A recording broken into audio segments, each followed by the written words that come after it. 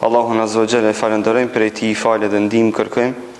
Salavat dhe selamat t'i dërgojmë Muhammedit sallallahu alaihi wasallam, familjes së tij të ndershme, shokëve të tij fisnik dhe gjithë pasuesve të rrugës së tij deri në ditën e gjykimit. Falenderojmë Allahun Azza wa Jalla që na e bëri të mundshme që mas gjatë kohësh përsëri t'i kthehemi komentimit të fjalëve të Allahut Azza wa Jalla, këtij dersi i cili ka për qëllim dhe synim të vetin që në pika të shkurta apo në formë modeste të bëj shpjegimin e domethënieve të Allahut Azza wa Jalla apo fjalëve të Allahut subhanahu wa taala. Sot do të fillojmë me komentimin apo të themi diçka rreth suratul A'la, që i themi naseb bihisme, ashtu është e njohur më shumë se sa me emrin A'la në mesin ton. Por si do qoftë kjo sure në Kur'an e emërtohet me emrin A'la, suratul A'la. Surja do të thotë surja e lartësimit, surja e lartësuar, surja e cila lartëson Allahun subhanahu wa taala. Do të kisha dashur të përmendi këto që kjo sure ka qenë e veçantë për pejgamberin sallallahu alaihi wasallam. Dhe shkaku i zbritjes së kësaj sure që përmendin disa dietar është që me abu me dije pejgamberit sallallahu alaihi wasallam edhe gjithë muslimanëve që të mos marrin guximin që Allahu Azza wa Jalla ta emërtojnë me emra të ndryshme, sikur kanë pas traditë që një gjë të tillë ta bëjnë krishterët, ta bëjnë jehudit dhe të njëjtën traditë kanë vazhduar edhe mushrikët e Mekkas. Të ato zotët e tyre kanë emërtuar me emra sikurse El-Lat u El-Uzza, të krishterët i kanë thonë se Allahu do të thotë ka birin e vet, dhe kanë thonë Zot është Isa, Zot është Meleku i shenjtë, Zot është dhe Allah Triniteti i njohur tek ata. Njëjtë do të thotë edhe jahudit kanë ditë me thonë se Zoti është koprat, Zoti është to, do të thotë, dhe urdhni që i vjen pejgamberit sallallahu alajhi wasallam është që ai të mbrohet dhe të ruhet dhe të bën të merr gjitha preventivat për të mbrojtur nga kjo cilësi, që të mos i lën hapësirë askujt e as të mos ia lejoj që Allahu Azza wa Jalla ta emërtoj me diçka të tillë sikur kjo, siç kanë vepruar fe tjera. Dhe i thot Sebbih rabbikal a'la. Sot lartësoj Zotin tënd. Dhe të bëjmë me dije gjithë njerëzimit se Zoti jot është i lartë. Dhe atij që është i lartë dhe i ngritun, i madhërisëm, si ka hije dhe nuk i lejohet askujt që atë të emërton me ndonjë emërtim që si përket atij, Allahut subhanahu wa taala. Dhe për këtë shkak do të thotë si pasojë e kësaj i vjen urdhni prej Allahut azza wa jall, i vjen pejgamberit sallallahu alaihi wasallam dhe ky urdhën i drejtohet në mënyrë direkte Muhamedit sallallahu alaihi wasallam që të mbrohet dhe të ruhet dhe të shmangat cilësisë së emërtimit të Allahut azza wa jall me ndonjë emër nga emrat e mushrikëve që ato të kanë emërtuar zotët e tyre apo krishterët që i kanë cilësu apo jehudit. Përmendin si dashuri të madhe që ka pas pejgamberi sallallahu alajhi wasallam në suratul A'la, argument dietar kanë thonë se pejgamberi sallallahu alajhi wasallam në gjitha ibadetet që kanë qenë më madhështore dhe më publike dhe më të veçanta i ka veçuar me leximin e suratul A'la. Për këtë shkak përmendet se pejgamberi sallallahu alajhi wasallam shpesh në ditën e Xumo edhe në ditët e Bajramit e ka fal namazet apo i ka fal namazet me suratul A'la edhe me suratul Ghashiyah. Suratul A'la dhe suratul Ghashiyah. Për këtë shkak pejgamberi sallallahu alajhi wasallam edhe namazin e vitrit, që është do të kapaki i ibadeteve brenda natës dhe brenda një natës dhe brenda një ditës, është salat e vitrit. Dhe në shumë komente, në shumë hadithe të pejgamberit sallallahu alajhi wasallam përmendet se ai çdo herë falën namazit të vitrit e ka filluar me suratul A'la, apo në shumicën e rasteve, se kur themi çdo herë, kam për qëllim këtu në shumicën e rasteve. Vitrin e ka falën me suratul A'la. Nga dashuria e madhe dhe e flakt që e ka pas ndaj kësaj sure Muhamedi sallallahu alaihi wasallam. Dhe përmendën shumë hadithe të vërteta që i transmeton Ibn Abbasi dhe shumë sahabit të tjerë, që transmeton edhe Aliu radhiyallahu anhu nga veprimi i tij, që transmeton edhe sahabit të tjerë të njohur që pejgamberi sallallahu alajhi wasallam çdo kur ka lexuar ajetin kuranor Sabbih isma rabbikal a'la, ka thënë subhana rabbiyal a'la, ka bën një pauzim të shkurt dhe para se ta lexon alladhi khalaqa fasawwa ajetin views pas kësaj mes të vetëdiave ka bën një lutje, një madhështim të Allahut azza wa jalla dhe ka thënë subhana rabbiyal a'la, subhana rabbiyal a'la. E gjithë kjo na e bën me dije për kushtimin e veçantë të pejgamberit sallallahu alajhi wasallam ndaj kësaj sure. Dhe jo rastisht çdo herë e ka bëu këtë dua pejgamberi sallallahu alajhi wasallam. Dhe për këtë shkak një herë Aliu radhiyallahu anhu në njërin prej namazeve të tij duke u fal me zon, kur e lexon suratul A'la, e fillon Sabbih isma rabbikal a'la, thot subhana rabbiyal a'la. Disa nga ata që ishin përreth tij intervenojnë dhe thonë: "O Ali, aja duke shtu diçka në librin e Zotit ti, me çfarë guzimi po e bën këtë veprim?" Aliu radhiyallahu anhu, jo që ja bën me dije se kjo është sunnet, thot bile diçka më tepër. Thot kështu jemi urdhëruar dhe unë po e praktikoj, po e zbatoj urdhëresën që na është urdhëruar nga Muhamedi sallallahu alaihi wasallam.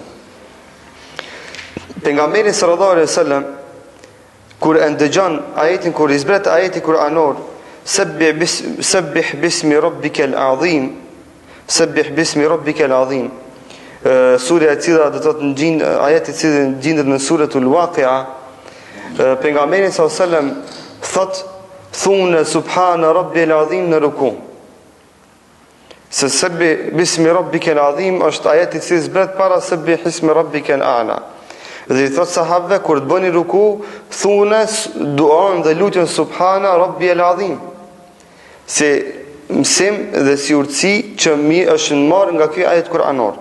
Kur i zbret surja Sabbih isma apo suratul A'la, Muhamedi sallallahu alaihi wasallam thot kur të shkoni në sejdë, thuni subhana rabbiyal a'la. Lartëson Allahun azza wa jall duke qenë në sejdë.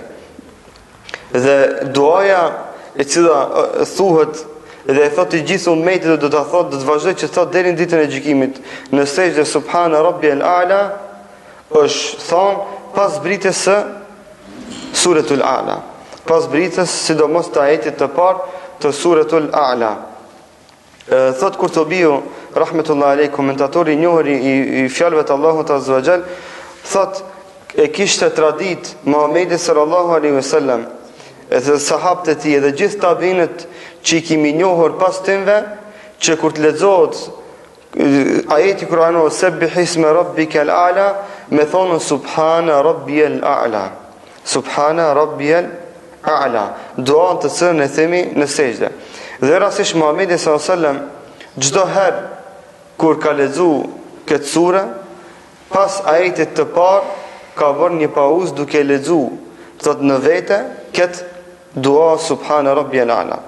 Nëse dikush më parashtron pyetjen se a duhet të veprojmë në këtë formë dhe a duhet ta praktikojmë këtë sunet të pejgamberit sallallahu alaihi wasallam, themi që në namazet publike që janë me zonë dhe sidomos në rrethana ku shumica e njerëzve nuk e dinë këtë sunet, është problem me lexu këtë dua dhe këtë lutje që është e sunetit të pejgamberit sallallahu alajhi wasallam, nga se njerëzit kanë mundësi me mendu se ti e duke shtu diçka në librin e Zotit, se ti e duke lexuar ndonjë Kur'an tjetër, sidomos në zamanin ton që është zaman i fitneve, zaman i sprovave dhe zaman ku është i shpërndar dhe tot xehli dhe ignoranca, ku njerëzit nuk janë në gjendje të mirëpresin dhe mirëkuptojnë sunetit të pejgamberit sallallahu alajhi wasallam. Dhe për këtë shkak kjo tradit e mire e pejgamberit sallallahu alajhi wasallam ka mundësi të përdoret, të thuhet, të lexohet në mese dhe ndërthona ku njerëzit do të thotë janë diturin apo vetëdijsimin fetar e kanë më të ngritur dhe kanë mundësi që ta mirëpresin dhe mirë kuptojnë një sunet të tillë që është i pejgamberit sallallahu alaihi wasallam. Generalisht në suratul A'la thotë kemi disa mësime që i përmendin ulemaja, që nga të kjo sure do t'i rahim dhe do të mundohemi që t'i shtjellojmë. E para, në këtë sure hasim një element se Allah azza wa jall e urdhëron pejgamberin sallallahu alajhi wasallam që të bën tesbih. Komentatorët e Kur'anit thonë tesbihi i përmendur që është këto, është tesbih i cili do thotë i ngërthen në vete 4 llojet e tesbihit, 4 llojet e dhikrit. E para thënë që është tesbihi, që është subhanallah, thotë Allahu qoftë i lartësuar nga çdo mangësi dhe nga çdo emërtim që është i mangët që si përket Allahut azza wa jall. Përfshin këto edhe tahmidin, falënderimin që me thonë elhamdulillah. Për këtë shak Allahu azza wa jall thon komentator kur i ka thonë Muhamedit sallallahu alaihi wasallam sebbihisme Rabbikal a'la, ka pas për qëllim mi thonë ti lartësoj Allahun. Thuj subhanallah. Allahu qoftë i lartësuar nga çdo mangësi. Thuj elhamdulillah, falenderoj Allahun sepse është ai i cili meriton që të falenderohet. Dhe ai meriton të falenderohet nga se e ka merituar një gjë të tillë nga të mirat që t'i ka dhënë. Dhe është e rendit dhe rrugës që kur dikush t'jep të mira të shumta ti ta falenderosh Allahun subhanahu wa taala. Ka thonë është edhe tahlili apo tehlili që me thonë la ilaha illa Allah, përfshin këto edhe tehlili. Që na në këtë formë të manifestojmë besimin dhe akiden e pastër ndaj Allahut azza wa jall kur dikush çka manevron me fjalë të këqija dhe me fjalë që prishin besimin dhe akiden. Dhe na çka i thënë la ilaha illa Allah. Themi se na e besojmë Allahun si të tillë dhe besojmë se Allahu azza wa jall është një i vetmi i cili nuk ka rival, i cili meriton të adhurohet vetëm ai. Nuk ka tjetër që meriton të adhurohet përpas Allahut azza wa jall. Këtu përfshin edhe tekbirin, që me thonën Allahu Akbar, Allahu është më i madhi, më i fuqishmi, më i larti. Më i madhi, më i fuqishmi dhe më i larti. Për kësha kur thuhet fjala tesbih, duke e generalizuar, përfshin 4 llojet e dhikrit që përmendet do të shumë ajete kuranore, do të thotë si dhikri, do të thotë si lutje që janë të mëdha dhe madhështore, tha pra është tesbihi, është tahmidi, është tehlili, është edhe tekbiri. At-tasbihu wat-tahmidu wat-tahlilu wat-takbiru. Këto janë 4 llojet e dhikrit që janë të lehta për gjuhën tonë, por janë të rënda në peshorën e Allahut subhanahu wa taala. Fjalë shumë të lehta për gjuhën, e shumë të rënda në peshorën e Allahut, e shumë të dashura tek Allahu subhanahu wa taala.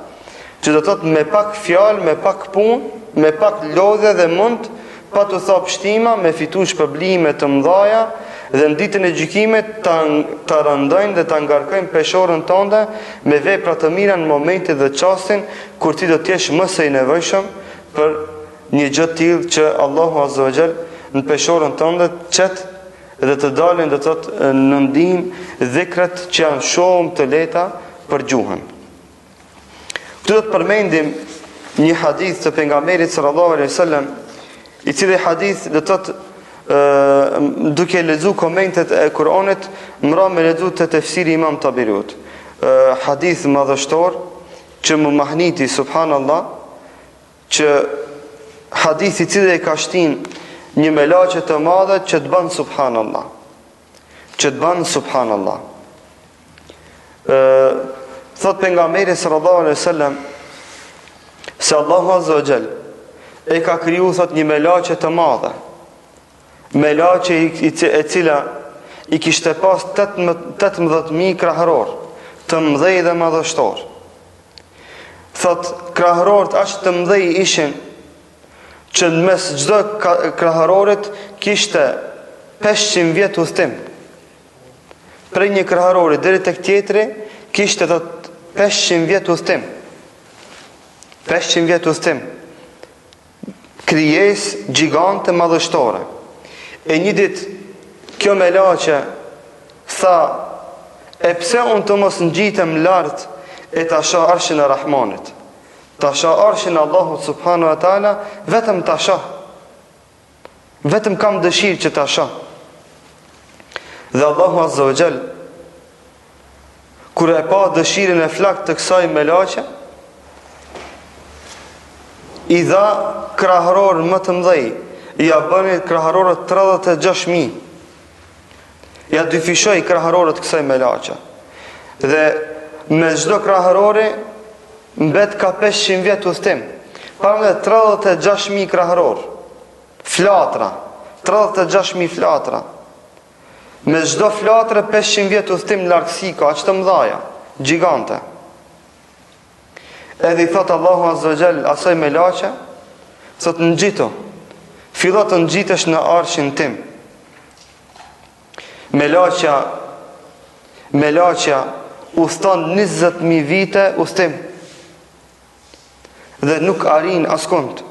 Është ende shumë larg për të arritur në arshin Allahut Azza wa Jall. Dhe Allahu subhanahu wa taala pas këtij udhëtimi të madh të lodhshëm, ja shumë fishon krahërorët kësaj me laçe. Me çdo krahërori mbetet përsëri ka 500 vjet largësi. Ja shumë fishon pa numër. Edhe i thot me laçes usta. Usta thot. Fillon me udhëtimin me laçja dhe e sheh se është larg nga ajo. Dhe Allahu Azza wa Jall i thot me laçes, thot e me laçja ime, e krijesa ime, sikur të kisha dhënë mundësi që ti të udhtosh deri në çastin dhe në momentin kur me laçe do të frihen sur. Vallahi nuk do të kesh mundësi që të më afrosh asnjë plomb nga të arshit tim. Përsëri do të mbetesh shumë larg. Edhe me laçja tha, kur e ndëgjoj këtë, kur e pa këtë madhështi të Allahut Azza wa Jall, tha subhanallah. Tha subhanallah. E falenderoj dhe lartësoj Allahun subhanahu wa ta'ala. Që tregon madhështinë e Allahut Azza wa Jall, që ai cili kupton këtë madhështi, këtë fuqi të madhe të krijuesit të vet, çdo kur thot Allah i bie ndërmend me thon subhanallah.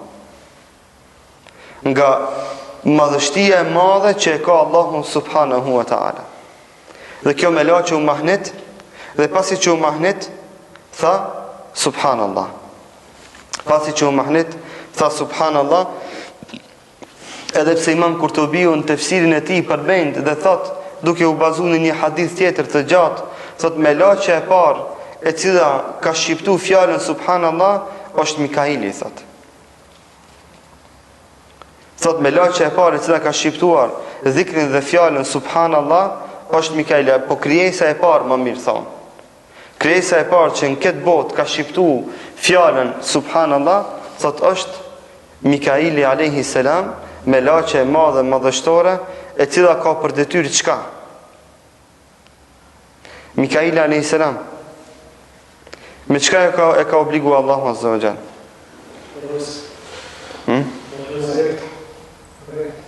Për rejt, për shiun, për ftohtin, nxehtin, borën, për rejt.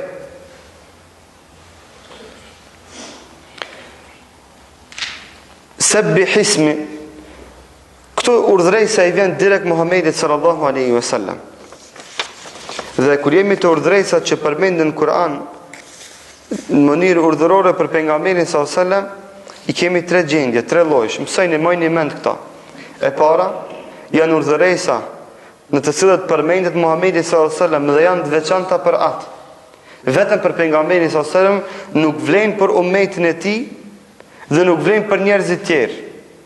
Janë hususi për Muhamedin sallallahu alaihi wasallam, sikur se kur thot Allahu Azza wa Jall, wa arsalnaka lin-nasi rasula. Thot dhe na të kemi dërguar ty për njerëzimin pejgamber. Nuk ka mundësi që me thonë kjo, dikush thotë se kjo është për këtë njerëzimin, ja? Për gjithë njerëzimin, deri në ditën e gjykimit ka mbet pejgamberi vetëm Muhamedi sallallahu alaihi wasallam. Rasti i dytë është, apo forma e dytë është ku përmendet emri Muhamedi sallallahu alaihi wasallam, ama ajeti kuranor do të vlen për gjithë ummetin. Edhe pse përmendet emri Muhamedi sallallahu alaihi wasallam, ajeti vlen për gjithë ummetin. Sikur se thot Allahu subhanahu wa taala, ja ayyuhan nabiyyu idha talaqtum an-nisa. Thot o ti pejgamber, kur ti shkurorizoni gratë. Edhe pse kjo ajet Kur'an, në këtë ajet kuranor, Zot përmendet pejgamberi sallallahu alaihi wasallam është për qëllim përfshirja e gjithë ummetit. Për këtë shkak thot ja ayyuhan nabi o ti pejgamber. Thot nuk i thot idha talaqtan nisa, po thot idha talaqtumun nisa, i drejtohet në formë shumësit. Thot ju kur të shkurorizoni gratë, kur ndaheni nga gratë. Nuk i thot kur të ndaheshin nga gruaja jote, po thot kur të ndaheni nga gratë, për me tregu, dhe për me na e bë me dije se ky ajet kuranor edhe pse e përmend emrin e Muhamedit sallallahu alaihi wasallam, dispozita vlen për gjithë ummetin. Dhe forma e tretë është ajeti i cili i zbret pejgamberit sallallahu alaihi wasallam, që nuk përmendet emri i Muhamedit sallallahu alaihi wasallam, po përmendet emri i tij, ama është për krejt njerëzimin, që shumica e ajeteve janë kështu. Në shumicën e ajeteve kuranore nuk përmendet emri i Muhamedit sallallahu alaihi wasallam, edhe pse ajeti ka zbrit Muhamedit sallallahu alaihi wasallam, ky ajet kuranor vlen për gjithë ummetin, për gjithë njerëzimin, edhe pse nuk është përmend emri i askujt. Ismi Rabbika, emrin e Allahut. Ka thonë komentatorët e Kur'anit që besimtari duhet të ketë kujdes kur e përmend emrin e Allahut azza wa jall. Dhe si urtësi, këtë urtësi do të thotë që e përmendin shumë komentatorë, thotë gati se gjitha tefsirët që do të thotë i qel dhe e lexon këtë ajet kuranor përmendin që besimtari të ketë kujdes ku përmend Allahun azza wa jall, që lartësimin e Allahut ta bëj me fjalë, me vend, me njerëz, me çast, me rrethona dhe me moment. Ti e ke kot thush subhana rabbiyal a'la, ama jenë vend të flisht, në WC, për shembull. Është ndaluar. Është e pa drejt me thonë subhana rabbiyal a'la kurse ti je në vend ku i rrethum me alkohol. Dhe atyrin me dëshirë, dallon kur kalon rreth atë thu subhanallah, qoftë i lartësuar Allahu që këta marrin guximin që më ia urdhën e Zotit. Po, në këtë formë po, kur kalon te rreth vendeve të fllihta. Apo je me njerëz që me përmendjen e Zotit do ta shohin Zotin e ti çka thu subhanallah, aty i bindur dhe e din se me përmendjen e Allahut edhe në lartësimin e Allahut ata do të marrin guximin që ta shohin Allahun. Edhe në këtë rast nuk bën me lartësu Allahun azza wa jalla, është gabim. E ke lartësu me fjalë, ama e ke përkul me vepra, me moment. Këtu nuk i ke gjetë njerëzit. Apo përmendja Allahut, lartësimi Allahut në momente kur ka dhikr më të preferuar se ai. Sikurse ka përmend këtë Ibn Kaimi rahmetullah alej, sikurse në momentin kur thret ezani, ti me thonën subhanallah. Ky lartësim nuk është në vendin e duhur, është gabim. Nga se në këtë rast, ma shumë madhërohet Allahu me përsëritjen e ezanit, se sa me lartësimin e ti me fjalën subhanallah. Thot nuk ja ke gjetë çastin dhe momentin. Apo lartësimi i Allahut në momente, në çaste kur është e detyrueshme që më u fol dhe më u thon haku. Thot nuk ke ditë me i dhon përparësi asaj që është më të vlefshme ndaj asaj që është e vlefshme. Fjala subhanallah padyshim se është fjala e vlefshme. Dhe këtë do ta përmendim, do ta argumentojmë me hadith të pejgamberit sallallahu alaihi wasallam, me njërin i cili ka thonë subhanallah ku Allahu azza xal ja mundson që ati me fjalën subhanallah të hynë në xhennet dhe çish duke qenë në varr, Allahu azza xal ja dërgon ati në varrin e tij mysafir Mikailin alayhi salam, i cili Mikail në ditën e gjykimit ai kur del para Allahut azza xal i thot o Zot, shefi'ni fihi, ma mundsa që të bëj shefat për këtë njerë, se ky në dunjë thojke subhanallah. Ka që madha është fjala subhanallah. Dhe përmend pejgamberi sallallahu alajhi wasallam se Mikaili me lejen e Allahut shkon dhe viziton atë besimtar në varr. Në moment kur s'ka kush bën dobi, kur s'ka kush ka mundësi me hime ti atë, gjithë trishton dhe frikën. Përveç se Mikaili alayhis salam e viziton besimtarin i cili e ka pas të lidhën gjuhën e tij me fjalën subhanallah. Dhe për këtë shkak, në momentin e duhur, çka dush me dhon përparësia asaj që është më e vlefshme ndaj asaj që është e vlefshme. Sikurse nga prej teje pritet që ta thush hakun dhe të vërtet i thu subhanallah, subhanallah. Po pse be vëlla, po unë kam dëshirë që Mikaili të bëhet vizitori i varrit tëm. Kur ti më në varr, themi kjo është gabim, se këto më e vlefshme është ta thush të hakin dhe të vërtetën sa të thush subhanallah. Dhe e gjithë kjo do të thotë mirët nga fjala do të thotë subhanallah dhe nga fjala sebbihisme. Jo rastisht pejgamberi sallallahu alajhi wasallam në mënyrë urdhërore i thotë sebbihisme rabbikal a'la. Dhe rastisht Allahu azza wa jalla ka lënë liç të tij që fjala subhana rabbiyal a'la të thuhet në sejdë. Shiqoni lidhshmërinë që kanë bërë dietarët mes fjalës subhana rabbiyal a'la dhe mes sejdës. Fjala më e lartë, më e dashur, fjala me cilën është urdhëruar pejgamberi sallallahu alajhi wasallam dhe i gjithë ummeti i tij. Fjala e cila lartëson Allahun azza wa jalla nga çdo mangësi dhe nga çdo e keqe. Thuhet në vendin dhe në pikën më të ulët, që ka mundësi njeri me përkul vetveten. Shiqoni fjalë e madhe, e dashur tek Allahu, me vlerë dhe peshë të madhe, thuhet kur? Duke qenë në sejdë. Kur ti ke përkul gjitha gjymtyrët e tuja, ke përkul ballin, pjesën më të shtrenjtë, më të ndershme të trupit tënd ku në tokë. Përkulje e plot, në nënçmim plot, në nështrim i plot ndaj Allahut azza wa jall, duke e lartësu me fjalën më të madhe, duke e lartësu Allahun azza wa jall dhe duke ngrit vetveten nga nënçmimi i kësaj dunjoje në të mirat e ahiretit. Shishoni, fjala e madhe në pozitë më të ulët. Do të thotë kjo fjalë del në momentin dhe çastin ku ti tregon dhe manifeston kulminacionin e modestisë tënde dhe përkuljes tënde dhe nevojës tënde për Allahun azza wa jall. Në sejdë më, s'ka ku shkon më poshtë. Ma në nështrim për Allahun nuk ka pozitë e cila manifeston në nështrimin ndaj Allahut, më shumë se sejdja nuk ka pozitë tjetër. Edhe çka thuti subhana rabbiyal a'la. I lartë madhërushëm qofsh ti, o Zoti jam. Qofsh i largum nga çdo e mangët, nga çdo emërtim i keq, nga çdo fyrje, nga çdo keq komentim për te, o Zot, qofsh i lartësum ti. Rabbike, shiqoni Rabbike, i drejtohet Allahu azza wa jall Muhamedit sallallahu alaihi wasallam, Rabbike, i thot Zotit tënd, krijuesit tënd, i cili të krijoi prej asgjërit, i cili të bani diçka pa kon hiç. Dhe çka Rabbike, Zotit tënd, e boni mudhaf ilej. Do thot tregoi Allahu azza wa jall se ajo është Zoti Muhamedit sallallahu alaihi wasallam. Dhe me këtë ajet kuranor kuptojmë se Muhamedi sallallahu alaihi wasallam me të vërtet ka qenë rob i Allahut azza wa jall. Se Allahu thot Zotit tënd.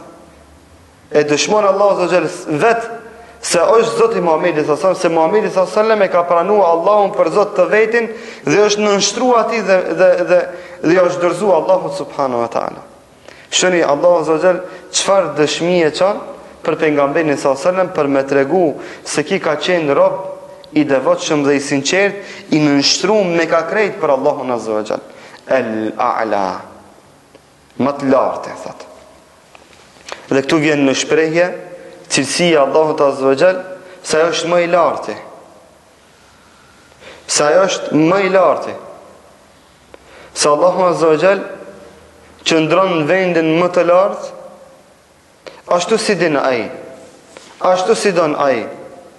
Dhe është një botë që na s'kena mundësi me kuptu, me mendjen tonë të kufizume dhe shumë të përkufizume dhe cekt, por se jona është këtë ta besojmë, duke mos pyet si, duke mos pyet pse, duke mos pyet kur, duke mos pyet se si ka mundësi. E jona është këtë me besu, ashtu si na e ka mësu Allahu Azza wa Jall dhe ashtu si ne ka interpretuar Muhamedi sallallahu alaihi wasallam me gjuhën e tij të ndershme. Alladhi khalaqa fasawwa. Alladhi khalaqa fasawwa. Tha në shtroj Zotit tënd, i cili të krijoi, i cili të krijoi, i cili të bën prej kurrxhonjt. Tha, i cili të ka kriju, fasawwa, e pastaj të ka bo tamam. Fasawwa i bje të ka qëndis, kështu me gjuhën tonë shkupjone, i bje, i cili të ka kriju dhe të ka qëndis. Të ka regullu mirë, mu duk mirë dhe heshëm. Disa kanë thonë, i cili e kanë komentu kështu ajetin Kur'anor. Alladhi khalaqa fasawwa, kanë thonë, ai i cili të krijoi dhe të bëni të bukur. Se krijesë më të bukur, krijesë më të bukur në rrugën toksor është njeriu, krijesa më e bukur. S'ka krijesë më të bukur se njeriu. Më të ngritur se njeriu s'ka krijesë. Për çat njerëzit e devotshëm dhe të mirë me grada të mëdha marrin drejtë më të mëdha se melaçet në ditën e gjykimit. Njeri ka mundësi mu ngrit në drejtë të Allahu më shumë se melaçet. E dikush dhe të parashtron pyetjen, si ka mundësi kurse melaçet janë krijesa që kur si bëjnë gjuna Allahut Azza wa Jall. Po se Allah i ka kriju ata që kur mos me bëjnë gjuna. Ama një krijesë i cili e ka pjesë të kaderit ti me gabu, me bëjnë gjuna, dhe a e lufton të keqen dhe i arrin këtë drejtë, me shumë mund, me shumë lodhje, me shumë sakrifikim, ngritet të Allahu ma shumë se një melaçe. Ngritet të Allahu ma shumë se një melaçe. Për çfarë thotë Allahu Azza wa Jall, alladhi khalaqa fasawwa, Allahu është ai i cili ty të krijoi dhe çka, dhe të bëni të hershëm, të mirë, tamam. Zemrën të ala mitë disë gjokësit, këto. Kom të la këto që me hesti me ata. Kryt të ala në vendin më të lartë. Që ti me onë të krys, me menagju gjithë trupin tëndë. E zorët të i bonit fshehta. E gjakun nuk e bonit që të duket, e të redh, e të përlin. E veshkën e lanë vendin e vetë, që të kryjnë funksion shumë të madh. E kini pa ata që janë dializë, që s'juponojnë veshkët, bubrekis kur s'juponojnë. E kini pa që ka ndodhë. 3 herë, 4 herë një aftë shkojnë, bëjnë pastrimin e organizmit. Veshka kaqës, që sa një grësht, një kaqora, 300-400 gram. Kur kjo dhe prej funksionimit, duhet 4 herë një aftë me shku, me pastru gjakin, me ndet ati mu rezervu, mu burgos, ka 3-4 orë, një aparat i madh ka sa shifonjeri është hemen. Me a pastru gjakin. A qatë punë e dini ku sheban, hiq pa e dit ti, hiq pa e dit. Hiq pa konë ti vedishëm, ku sheban? Veshka, bubreki. Ti fle, a e ta reciklon gjakin, ta pastron. I nxerë ato materie toksike, helmimet që janë, gjitha i nxerë vetë. I nxerë prej gjakit e pastron. A që se ka veshka? Do të me shkuta e maqina e madhe, edhe qka e maqina? E pastron gjakun, nga në tjetër e infekton. Do të me dhonë antibiotika, do të me dhonë vitamina, do të me dhonë proteina, pse ja djek do vitamina, proteina gjatë reciklimit të gjakit. Para mendone. E du të me vëndu në trup, dhe të thotë, elemente ndimse që me ndimu. Vetëm veshkën për i përmendë, në bëvrekin, një kaqore. Paramendon e truni.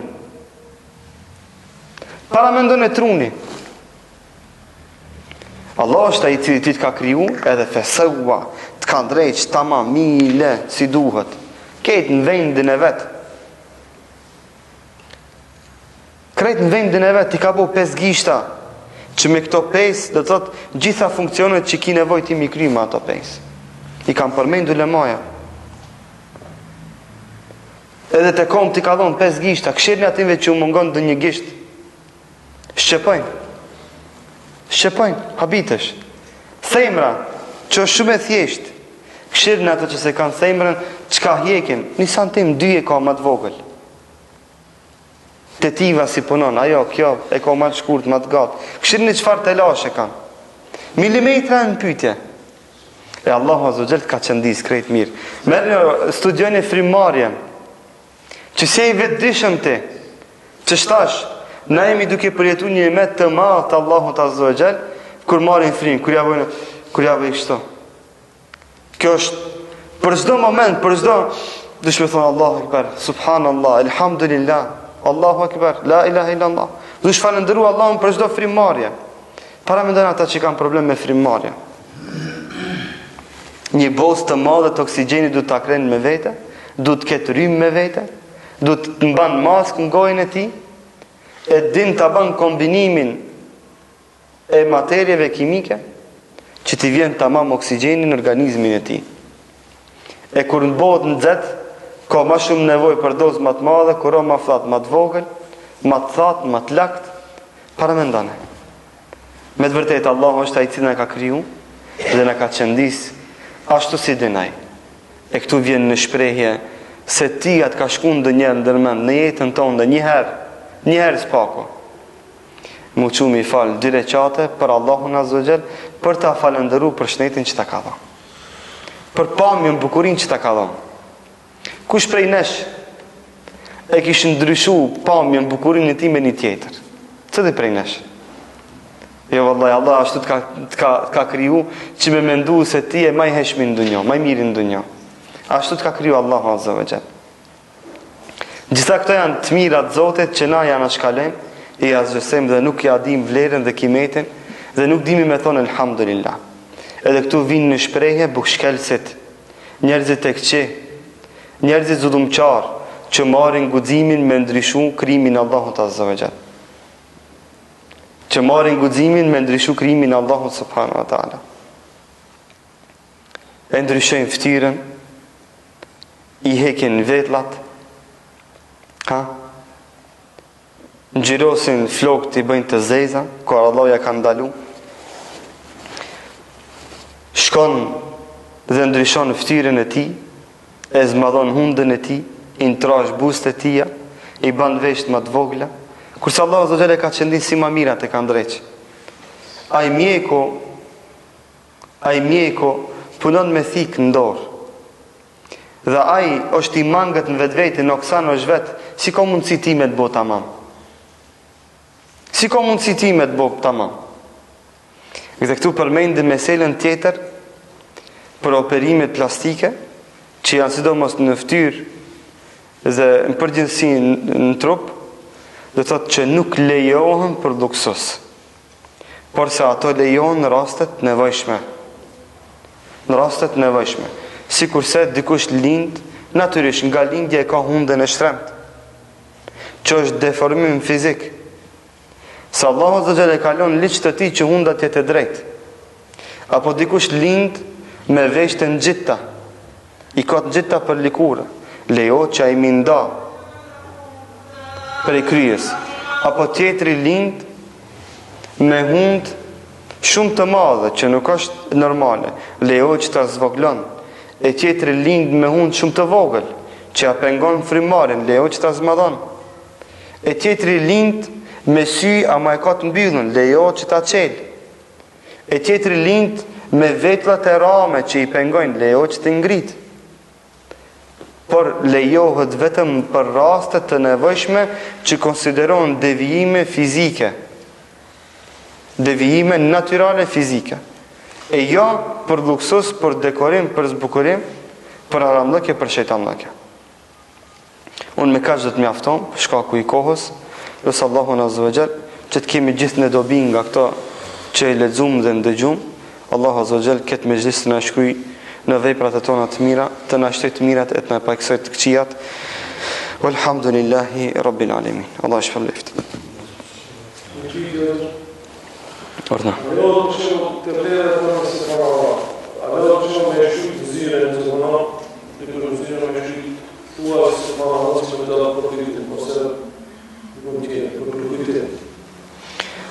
Lejohet ajo një kohë të shkurt, jo çdo herë.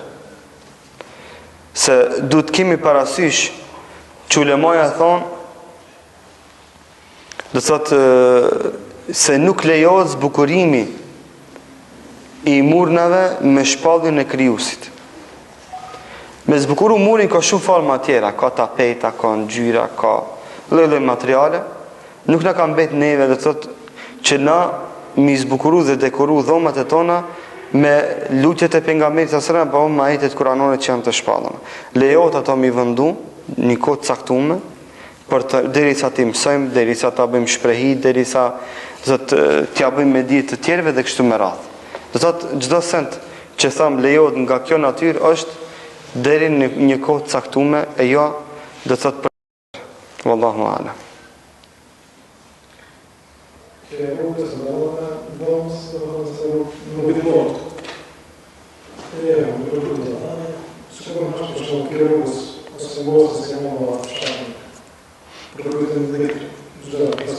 Po. Ajo është domethënë për kujtim për vende publike. Unë po foli për vende private. Për vende publike lejohet domethënë pse tena nuk kemi as standarde as mundësie që do thotë edhe na për billboarde të mëdha me ngjit hadithe dhe ajete kuranore. Ato nuk janë për zbukurim, ato janë për përkujtim.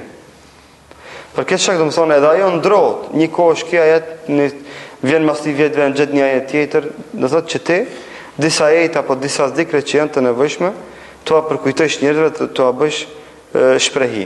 Ajo që përmendet në Haxh dhe në Mekë dhe në Medinë, janë vende ku frekuentohen jo rastësisht, të janë vetëm në për autostrada, në për autobane, dhe në qytete e ki pak më radhë, zakonisht ato në për shkolla e kini vërejt, ato që kanë shku dhe tëtë në për fasadat e shkollave, ka fjalë të urta, ka hadithet pejgamberit sallallahu alajhi wasallam, thotë që nxënësit do thotë ta përkujtojnë vlerën e diturisë, sa aty nxënësit shkojnë e vinë, ndrohen vizitorë dhe kështu me radhë. Por jo për zbukurim. Fatkeqësisht na shumica e romave apo ajeteve që janë gjitha në për shtëpia, kur t'i pyesish ata do thotë banorët e shtëpisë çka do me thonë kjo, shumica nuk e din velat çka është. Ai vjen sa me ngjit malin e vodnës me një fotografi, ka marrë kanë gjit ajetul kursi dhe se din velas është ajetul kursi. Plus shkrimet janë kaligrafike që nuk ta mundësojnë mi lexuti. Shpeshher ajeti kuranore që na i dimë kena problem mi deshifru, mi lexu. Shoku do të thonë se janë shkruar në mënyrë kaligrafike që s'ka dobi në ta. Dhe shumica e shkrimeve janë kaligrafike që nuk janë për lexim dhe dhikr, sikur ka mundësi dikush që të arsyetohet, por janë për dekorim dhe zbukurim. Nëse zonë që gjumit, edhe këta që kanë një sabaj, që du të bëhë? Thot pejgamberi sallallahu alaihi wasallam, men nama an salatin aw nasiyaha falyusalliha hina dhakaraha. Thot kanë ezan gjumi në ndonjë namaz apo haron që ta fal. Thot le ta fal në çastin dhe në momentin aty për aty kur i kujtohet. Aty për aty kur i kujtohet. Thot atëherë është vakti atë. Atëherë është vakti ati namazit. Por kjo mos ndodh çdo ditë. Që çdo ditë dikush ta fal në orën 9 sabahin, që të rekor orën e punës, dhe alarmi nuk e ban për në pensë kur është sabaj, po shkon e ban në orën 9. Thot në pensë inshallah çona, anë 9 thot saatim ça. E me inshallah nuk ka sabah, me të pa sabah. Du inshallah me bë.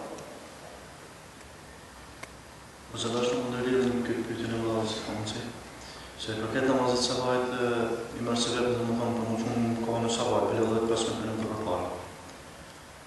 Telefonat, alhamdulillah, janë, më thonë, nuk e një zile, edhe zhojnë e gjumë i këmuar për më shumë e fatë sabajt, nuk e i vendishëm, bile më personalisht më kam dhe e kom falë, e kom thonë. Delë gjumë e kur qosh, a ki mundë si, më thonë, a pranohat namazit sabajt, e kom qëllimin? Pranohat. Nëse ka ndodhur me arsye, sa të ki bo gjitha alarmet, se ki ndi, se ki ndëgju, thjesht. Ka herë do më thonë, gjumi është gjysma e vdekjes. Gjumi është gjysma e vdekjes. Bile në shumë raste konsiderot vdekje gjumi. Dhe njeri do thotë i ndodh që të mos ndëgjon. Thjesht, 100 alarme i ban, dhe thusen që të rdënjojje. Dhe nëse ndodh kjo, atëherë, në momentin kur qosh qoftore edhe 10 natas, çka s'ban vaki, insan halli, thot koha e sabahit tënd është çatar. Pse të ka ndodhur me arsye ajo? Ti ke marrë sebepët, ke autorizuar njerëzi, thot ke fletë në vakt e kështu me radh dhe të ka zonë gjumi. E fal sabahin çatar kur dalet gjumi. Nuk e lën pa e fal. E fal çatar se koha e sabahit tënd është çatar kur del gjumi. Bata të një pyetje se në surët Al-A'la. Më do që ta pejgamberi sa mi ka falë gjatë namazit vitrit, edhe gashja? Se edhe njerë? Surët Al-A'la dhe gashja e ka falë kur i ka... Ja, jo në vitër. Gashjen dhe thotë, me gashjen e ka falë gjumon, e ka falë bajramet. A'la edhe gashje. Kurse vitrën e ka falë me A'la, me kafirun, edhe me ikhlas.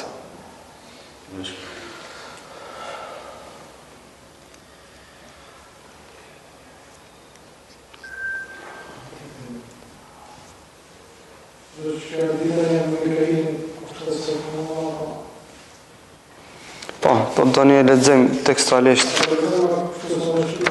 Po.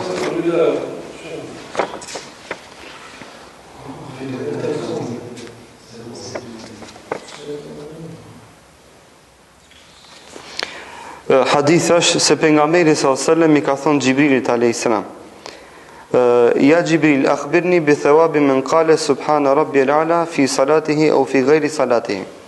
I thotë Xhibril, tregoma shpërblimin dhe vlerën e fjalës subhanallah, subhana rabbiyal a'la, tregoma fjalën e dhikrit subhana rabbiyal a'la për atë që e thot këtë lutje në namaz apo jashtë namazit. I tha Xhibril alayhis salam: "Faqala ya Muhammad, ma min mu'minin wala mu'minatin yaquluha fi sujudihi aw fi ghayri sujudihi illa kanat lahu fi mizanihi athqala min al-'arshi wal kursi wa jibali ad-dunya." Thot o Muhammed, thot nuk ka besimtar i cili e thot këtë dua në sejdën e tij apo jashtë sejdës së tij, apo në vend tjetër, në një lutje tjetër, në një adhurim tjetër. Thot e të mos i ketë shpërblimet më të mëdha. E kjo fjalë të mos rëndojem peshorin e tij, ma shumë se sa rëndësia e arshit që është. Rëndon kjo fjalë subhana rabbiyal a'la, është më e rëndë se arshi, kursisë së Zotit, kursisë Allahut azza wa jall, edhe kodrët e kësaj dunjoje. Edhe thot Allahu azza wa jall: "Sadaqa abdi." Thot e qëlloj robi jem, kur e ndëgjon robin duke thonë subhana rabbiyal a'la. Thot Allahu azza wa jall, e qëlloj robi jem, ti thu këtu në dunjo subhana rabbiyal a'la, e Allahu azza wa jall bishtat ka qenë dhe thot e qëlloj robi jem. Ana fawqa kulli shay, thot un jam mbi çdo gjë. Jam i lartësuar, më i lartësuar, thot Allahu azza wa jall. Si gjavab ndaj kësaj, wa laysa fawqi shay, thot edhe mbi me s'ka asgjë. Thot un jam më i lartë, s'ka më të lartë son. Allahu azza wa jall: "Ishhadu ya malaikati anni qad ghafartu lahu." Dhe Allahu azza wa jall nërsh thot: "O melaqet e mia, bëhuni dëshmitare se un këtij robit ja fala gjitha gjunahet. Ja fala gjunahet. Wa adkhaltuhu al-jannata fa idha matahu zarahu Mikail kull yawm." Thot bëni dëshmitar se un këtij ja fala gjunahet dhe këtij ja garantova xhennetin. Dhe kur të vdes do t'ja lejoj Mikaili që ta vizitoj këtë njeri. Çdo ditë ka me vizitu Mikaili këtë njeri, që ka jetu me fjalën subhana rabbiyal a'la. Fa idha kana yawmul qiyamati hamalahu ala janahihi. Dhe thot kur të vjen dita e gjykimit, ka me ja mundsu që Mikaili ta mbaje këtë njeri mbi krahërorët e tij. Fa waqifuhu bayna yaday Allah ta'ala. Thot dhe unë do ta ndali para me për ta llogarit atë që ka thonë subhana rabbiyal a'la. Thot ama atë do ta sjell tek unë Mikaili mbi krahërorët e tij. Shiqoni çfarë nderi, çfarë respekti për atë i cili ka thonë subhana rabbiyal a'la. Fe yaqulu, edhe ka me thonë Mikaili: "Ja Rabbi, shafi'ni fi", ka thonë o Zot, ka me thonë Mikaili: "O Zot, ma mundso që të bëj shefaat për këtë." Fe yaqulu: "Qad shafa'tuka fihi fadhhab bihi ila al-janna."